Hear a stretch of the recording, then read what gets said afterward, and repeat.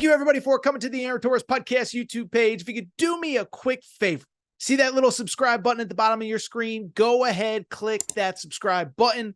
Really does help our channel grow, our audience grow, and I really do appreciate it more than you know. So click that subscribe button. Appreciate your support. Now, here's the video that you came here for.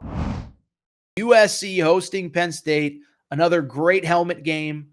Feels like it should be a Rose Bowl from 1982 with Todd Blackledge and whoever, John Robinson, or who was the whatever coach of the USC Trojans at the time.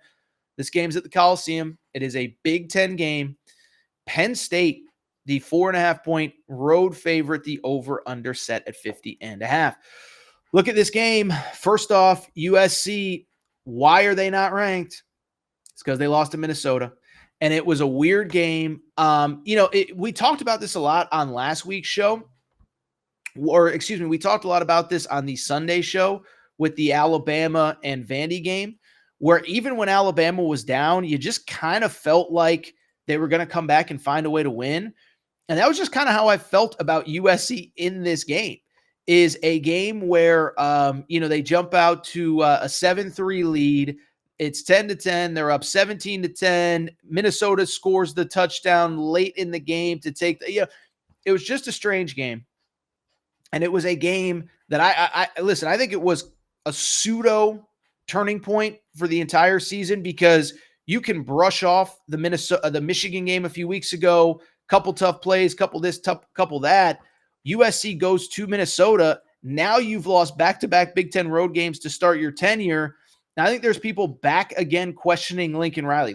The Lincoln Riley roller coaster this year has been interesting to watch. He went from being the worst coach in the world, Paul Feinbaum was ready to replace him with Deion Sanders, to he's great again after he beats LSU, to he stinks again after Michigan, to he's okay again after Wisconsin. Now he's back to being terrible. Listen, this is a flawed team, but they can move the football. They can throw the football, certainly. And in the two wins the two losses that they have, they've outgained the opponent. By the way, it's worth noting with Minnesota, like Minnesota's actually a pretty legitimate defense here. You coming into this weekend, Minnesota obviously is on a bye, but Minnesota's the 6th ranked defense in all of college football. So we want to minimize that loss. I'm not saying it was good, but it might not be quite as bad as we think. Penn State, other hand, very interesting team. First of all, the big story coming out of Penn State this week, James Franklin wants a new, I just yelled into the mic, I apologize, but James Franklin wants a new freaking airport in Happy Valley, okay? Did you see this story? He's basically just like, dude, we got to drive an hour just to get on a plane, just to this, just to that. He's like, we got to get ourselves an airport near this campus. But it shows you this is the new world of the Big Ten. By the way, I saw this stat as it pertained to the Oregon-Ohio State game. I didn't mention it. Obviously, I picked Ohio State to win that game. But it sounds like Big Ten teams are 1-8 outright in games where they have to travel 2 time zones in that game. So as an example, when Washington traveled to Rutgers, they ended up losing that game. When Michigan traveled to Washington, they lost that game. So that's kind of an interesting stat. And from Penn State's side of things, I'll just say it is going to be fascinating to just see who they are, right? Because, listen, my stance on Penn State is pretty clear. I don't love them. They win the games they're supposed to. They don't win the games they're supposed to late. They lose to Ohio State and Michigan consistently. It's just, I need to see something that proves to me that that's not who they are. Saw another stat on Penn State, by the way. How about this? Last 3 seasons, they have started 5-0 in each of those 3 seasons. Only 13-11 after those games. Now, to be fair to Penn State, one of those years, their starting quarterback got hurt, Sean Clifford. They kind of fell apart. Last year, they went 10-2, 11-3 with the 10-3 with the bowl game. But 10-2, 2 losses to Michigan, Ohio State. They've struggled against elite teams. Not saying USC is that, but this is kind of the game, right? You've done what you've done all September, all October. Now it's time to show, are you the team that you claim you are? Everybody keeps telling me that no team is in a more advantageous spot to make the playoff than Penn State, right? That was a big narrative in the preseason of, no team benefits from an expanded playoff more than Penn State. Ohio State, Michigan, doesn't matter if you finish in 3rd. Well, you still got to finish in 3rd in a much tougher league You got to play USC this weekend. And I'll be honest, I'm just going to say it. I'm calling for the upset. I'm calling for USC to win outright.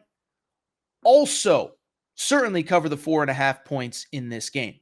And so when I look at this game, a couple things stand out. One, USC, I'm sorry. I know Lincoln Riley's an easy target. I know everybody hates Lincoln Riley, and he's the worst human being that's ever walked the face of the earth. I'm not excusing a loss to Minnesota, but at the same time, couple things.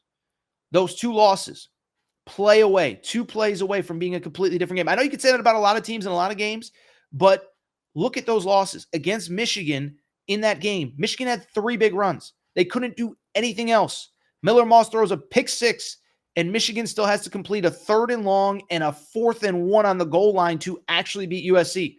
USC stops either of those runs, they probably win that game. Last week against Minnesota, they lose that game, but they outgained Minnesota 7 of 11 on 3rd downs, 6 yards per carry against one of the best rushing defenses in college football, and 3 turnovers cost them the game. Well, they're back at home. They are certainly more battle-tested. One thing, you can criticize USC all you want, but listen, this is a team that, again, Minnesota, I don't think people realize. Minnesota is a top 10 defense, okay? Michigan is struggling a little bit right now, but they're about a top 30 defense. Wisconsin, about a top 30 defense. Tell me who Penn State has played, okay? Specifically on the offensive side of the football. Now, I'm not saying this is peak Lincoln Riley with Kyler Murray where they're putting up 50 points a game, but here are Penn State's wins this season. West Virginia, Kent State, Illinois, UCLA, and Bowling Green. West Virginia is the best offense they played, 38. They're 38th in the country. Well, keep in mind, that was a rainy, stormy, lightning-delayed game with a lot of bad weather. Kent State, 134th in total offense in the country. That's dead last. Illinois, 100th in the country in total offense. UCLA, 127th in the country in total offense. And oh, by the way, Bowling Green is 67th in the country in total offense. And you couldn't get them off the field. They put up 27 points against you. So I look at USC, again, I think one of the reasons. Now, I don't listen. Nobody has all the answers in picking games. If they did, everybody would be undefeated and Vegas casinos would be bankrupt, okay? But I think too often we react to the last thing that we saw and not the bigger picture.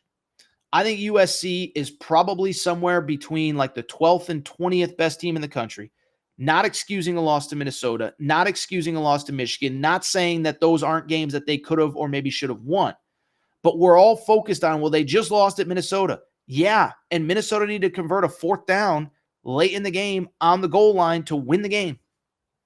So I don't know why I'm yelling and screaming, but I'm fired up about this one. And by the way, Penn State, James Franklin, prove me wrong, bro. Like, prove to me that you can win a game that you're not supposed to. And I think it's just going to be an interesting kind of, what's the right word? A culture clash, really.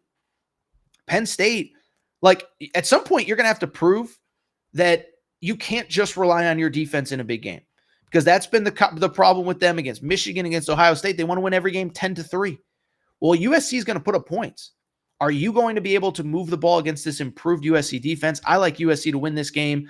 I'm going to say 27-13. I think it's a big game. I think USC wins outright. I think they get the win.